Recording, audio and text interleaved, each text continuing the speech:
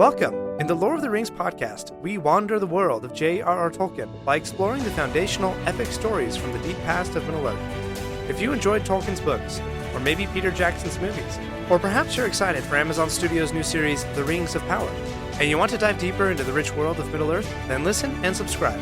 Magavainian, fellow wanderers.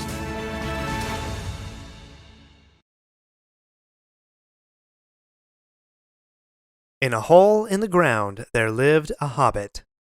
Tolkien's simple opening line to his book, The Hobbit, wasn't merely the first sentence to a children's story of adventure, bravery, and dragons. This sentence is the first step in our own adventure of wandering Middle-earth.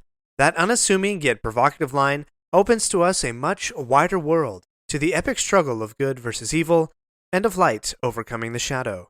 Today, we'll examine the origins of Tolkien's first published work of fiction, The Hobbit. Let's wander.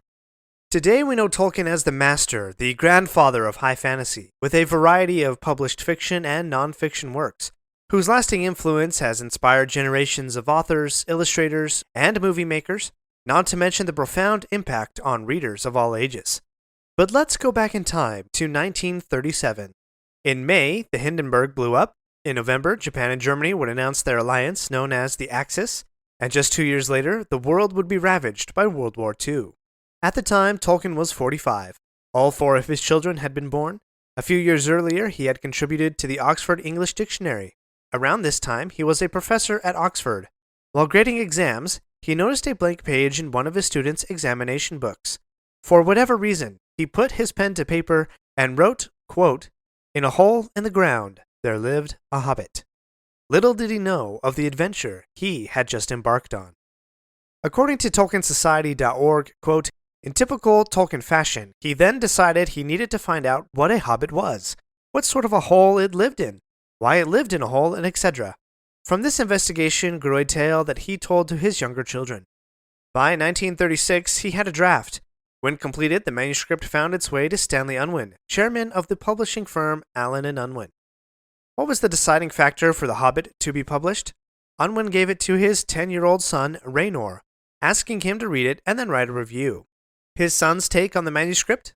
Let me read it to you in full. Quote, "Bilbo Baggins was a hobbit who lived in his hobbit hole and never went for adventures. At last, Gandalf the wizard and his dwarves persuaded him to go. He had a very exciting time, fighting goblins and wargs. At last they got to the Lonely Mountain. Smaug, the dragon, who guards it, is killed, and after a terrific battle with the goblins, he returned home rich." So far, so good. A highly accurate summary of the whole book. Let's keep going. Quote, "This book, with the help of maps, does not need any illustrations. It is good and should appeal to children between the ages of 5 and 9.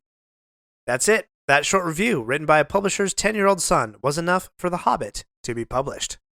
I, for one, am grateful for Raynor's review. Imagine if it hadn't been so positive. Would we have ever been able to wander Middle-earth? What a darker place literature would be without Tolkien's tales. The Hobbit was published in 1937 and has been on recommended reading lists for decades. The readers loved it and begged Tolkien for more stories about hobbits. But a major revision happened in the second edition. For the plot to work in The Lord of the Rings, some changes were made to the 5th chapter, Riddles in the Dark, where Bilbo finds the ring and banters with Gollum. In the original version, Gollum bets the ring on winning the riddle game. After Bilbo wins, he can't find it, and instead shows Bilbo the way out. What a courteous and kind Gollum that must have been. Changes were made to show that the One Ring was evil and had been corrupting Gollum for centuries. What a drastic character change that is for Gollum. But could you imagine a kinder, gentler Gollum? It simply doesn't fit. Now, let's examine the title. You're probably thinking, how much insight can be gained from a simple 2-word title such as The Hobbit? The answer is, that's not the full title. The full title actually is The Hobbit, or There and Back Again. If that's a surprise, I remind you of Bilbo's opening words as he is writing in his book at Bag End at the beginning of the Fellowship of the Ring movie. Quote, "There and Back Again, A Hobbit's Tale by Bilbo Baggins." And there's a little insight in the first paragraph of the prologue in the Fellowship of the Ring book, where we learn that Bilbo's book was published at large to the world as The Hobbit, but Bilbo called it himself, quote, "There and Back Again," since it told of his journey into the East and his return. As far as titles go, this was a brilliant stroke by Tolkien. Again, imagine a world without the Lord of the Rings books or movies, and you had never heard of a Hobbit.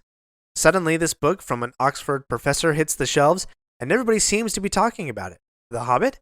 What is a Hobbit? What a strange word. And where is there?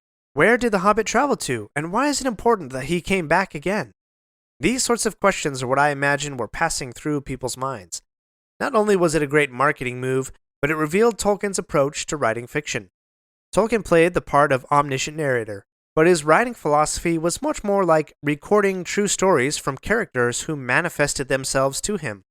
I'm not saying that Tolkien was delusional by any means, hearing voices or seeing things, but rather his approach to writing is to be the recorder of ancient events, events that are true in and of themselves, whether he was the author or not. That sort of separation, I think, is somewhat unique to Tolkien, and is a major contributor to the lasting impact of his tales. They have a ring of truth to them because they feel like ancient history. Before we close out today, I have one more bit of history for you. In the beginnings of World War II, Tolkien was tagged to be a codebreaker, mostly because of his expertise in Germanic languages. Though trained, he was dismissed before he actually was able to do any codebreaking. But Tolkien's love of languages and his skill with linguistic puzzles is highlighted on page 1 of The Hobbit. We'll get to that right after this break. We're not done yet. If you like this episode, please leave a review and share with your friends. And remember to subscribe if you haven't already. We'll be right back.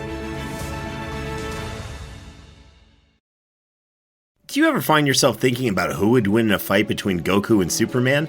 Hi, I'm James Gabsy, and on the Who Would Win show, me and my co-host Ray ignore anything important happening in the outside world and debate fictional battles between characters from comics, movies, and video games. We got a new show every week, and almost always am I the winner. Yeah, not true, Ray. In the past, we've discussed such matches as Captain America versus Darth Vader, Solid Snake versus the Iron Giant, classic matchups like RoboCop versus Terminator, and even the Muppets versus Sesame Street. That one was crazy.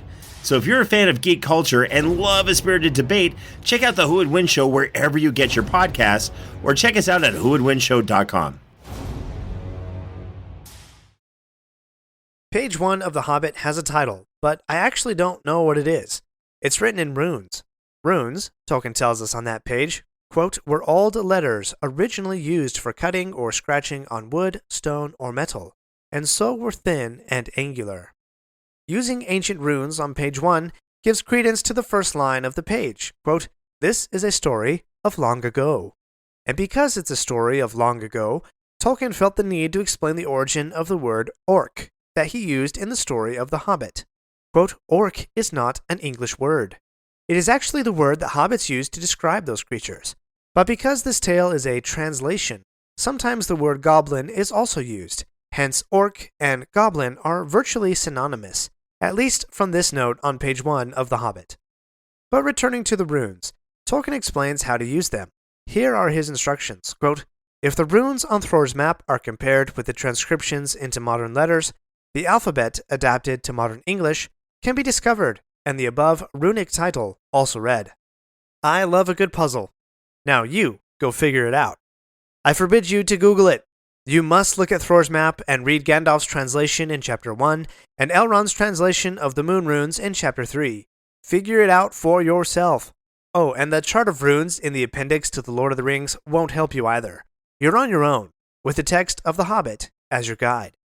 I actually just stopped writing this episode so I could go decipher the runes, and I was tempted to Google it halfway through, but I persisted and figured it out, and it was immensely satisfying. Next time, we will embark on an adventure as we break down the first chapter of J.R.R. Tolkien's The Hobbit, or There and Back Again. Thanks for wandering Middle-earth with me today.